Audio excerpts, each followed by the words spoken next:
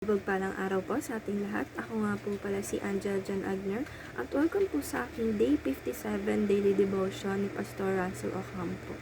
Para po ngayong araw ay ang panghuling series about the power of humility at ang topic po natin ngayong araw, September 22, 2024 ay Humility Makes Us Righteous in Christ. At ang scripture po natin ngayong araw ay Luke 18 verse 14. I tell you that this man rather than the other went home justified before God. For all those who exalt themselves will be humbled, and those who humble themselves will be exalted. Sa Tagalog naman po, sinasabi ko sa inyo, ang tao ito ay umuwi sa kanyang bahay na pinaging matuwid at ang isa ay hindi ito ay sapagkat ang bawat isa nagtataas sa kanyang sarili ay ibababa at ang bawat isa nagpapakumbaba ay itataas. Teaching number 1. Pride makes people think they are righteous.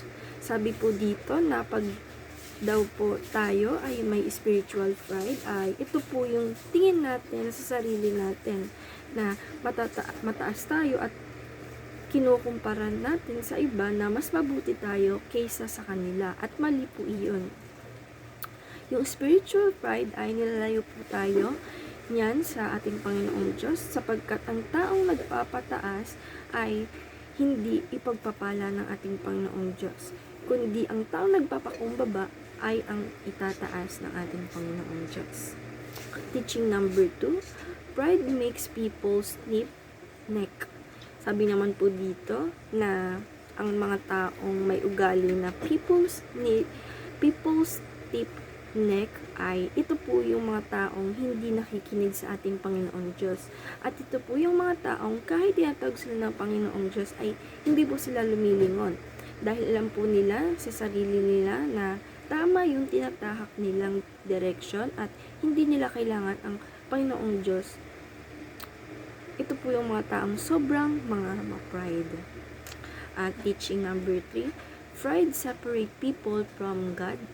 Sabi po dito na ang spiritual pride ay nilalayo po tayo nito sa ating Panginoong Diyos, dahil ayaw po ng ating Panginoong Diyos mga taong nagmamakataas, kundi ang taong nagpapakumbaba ay siyang itataas ng ating Panginoong Diyos. Kaya sabi po dito na maging humble po tayo at magpakumbaba po tayo, na hindi po tayo mapalayo sa ating Panginoon Diyos, at huwag po nating ugaliin ang spiritual pride, dahil ito po ay isa sa magpapalayo sa ating Panginoong Diyos. Application number 1. Repent while we have the time. Sabi naman po dito sa bawat isa na tayo daw po ay kung may kasalanan po tayo, kung may nagawa po tayong mali, ay mag-repent or humingi na po tayo ng tawad sa ating Panginoong Diyos habang may mga oras pa po tayo. At application number 2, return to God in humbleness. Humble submission. Ito po yung kapag po tayo ay bumalik sa ating Panginoong Diyos at nag-repent po tayo sa Kanya, ay ugaliin po natin dapat yung pagiging pray natin or yung pag-repent natin sa Kanya ay may humble submission. Sabi naman po dito na pag tayo po ay bumalik sa ating Panginoong Diyos, ay pamamagitan ng pag-pray natin is humble submission. Ito po yung katulad nung sa tax collector nga po na nagpakumbaba po siya at hindi po niya tinaas ang sarili niya.